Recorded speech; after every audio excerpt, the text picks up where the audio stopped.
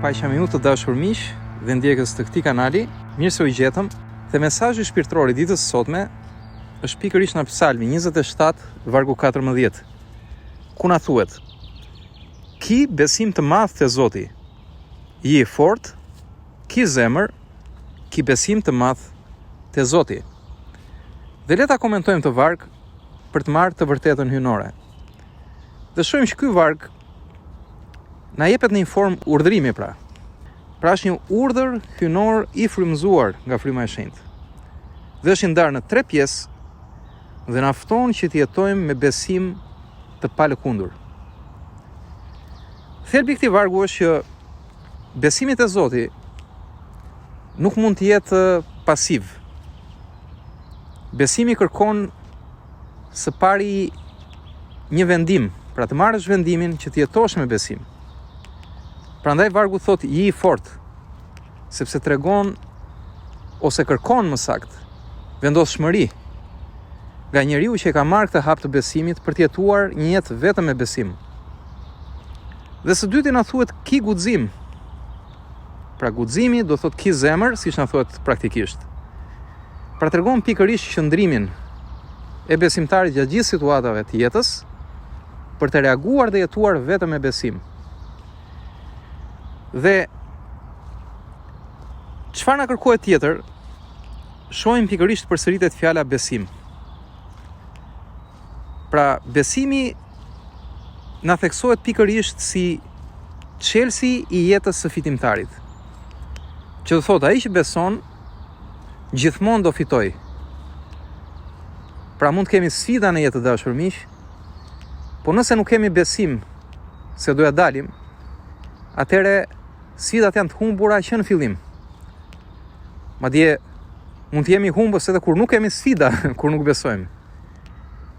Dhe kuptoj që ka njerëz thonë me drejtën e tyre, me aq sa njohin, me aq sa besojnë, thonë që un kam vetë besim, kam besim te vetja, diçka e tillë.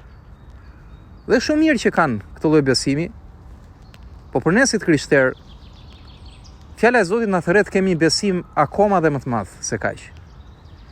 Sepse kur ke besim vetëm te vetja, mund të përballesh edhe me sfida të cilat nuk i ka përcen dot vet. Madje edhe nëse thërret ndihmën e dikujt tjetër ose disa njerëzve, ndodh rëndom që nuk ja del dot ti kalosh të sfida. Sepse problemet janë të ndryshme. Mund të jenë probleme të një natyre botërore për shembull, një krizë e madhe që mund të vijë, një luftë, një diçka, si do t'ja dalësh kur ke vetë besim? Nuk ja del dot. Po kur ke besimin e madh te Zoti, siç na thret fjala e Zotit, atëherë mund t'i bësh male të lëvizin, thot vetë Jezusi. Që thot mund të bësh edhe të pamundurën të mundur. Pra të kuptojmë drejt, Jezusi nuk flet për male fizike, të dashur miq, sepse ka dhe njerëz që realisht i flasin maleve dhe presin të lëvizin mali. Nuk është tu thelbi. Thelbi është edhe gjën që duket më e pamundur, më e paralizueshme, ta bësh të mundur. Vetëm nëpërmjet forcës së besimit, që të lidh pikërisht me Perëndin, dhe Perëndia vepron tek ty. Nuk vepron ti më. Nuk je më në vetë besim. Por Perëndia të përdor që ta kalosh të sfidë bashkë me të. Sikur të thotë le ta kalojmë së bashku këtë sfidë. Dhe është shumë e bukur se si shohim heronjtë të besimit në shkrimin e shenjtë, pra në Bibël, se si Perëndia i ka përdorur pikërisht kur ata kanë rreshtur së paturi vetë besim. Pra kur kanë qenë pikërisht në atë pikën e fundit, ku kanë thënë mbaroj gjithçka, unë nuk ja dal dot më. Atëherë Zoti i ka marrë këta njerëz të rënë dhe i ka ringritur. I ka dhënë fuqi të jashtëzakonshme. Dhe kjo fuqi ka qenë vetëm besimi i tyre. Pra besimi jo më tek vetja, por te diçka më e madhe se vetvetja.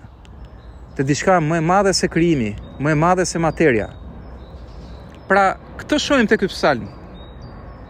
Ky është besimi aktiv.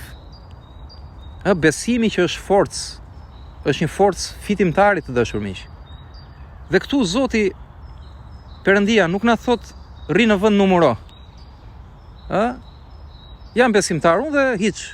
Kështu, jam besimtar për veten time. Absolutisht jo, na thot bëu i fort. Pra bëu i fort, bëu trim, ki zemër, ki guxim. Sepse Zoti thot unë jam me ty. Kjo është forca e besimit, të dashur miq. Kur e lejojmë Perëndin të jetë me ne dhe të zgjidhim të gjitha sfidat bashkë me të, teksa ai na forcon e na stërvit e na rrit përmes këtyre sfidave. Por mund të lindi pyetja, kjo mund thotë njëri shumë abstrakte, mund duket e çuditshme. Dhe si mund të aplikojmë në jetën e vërtet? Dhe ne patjetër që nuk mund t'japim formula, por mund të themi si jeton një besimtar i vërtet. Dhe së pari, besimtari i vërtet, flasim për të krishterin, është shumë i lidhur me fjalën e Perëndis. Dhe në një varg si ky, pra si ky psalm, një besimtar i vërtet është ai që e përdor këtë varg si një armë. Dhe nëse ky besimtar e beson këtë varg, pra e beson fjalën e Perëndis si të vërtetën, atëherë besimtari e përsërit vargun në vetvete, e mban në zemrën e tij, mediton mbi vargun, ose e përsërit edhe me zë, e flet atë varg, sa herë që ndihet i friksuar. Pra sa herë që frika na zë, të dashur miq, dhe këtu mund të vijë një këshill e parë, le ti përsërisim vetes, ki besim, ji i fortë, ki zemër, sepse ky është vullneti i Zotit.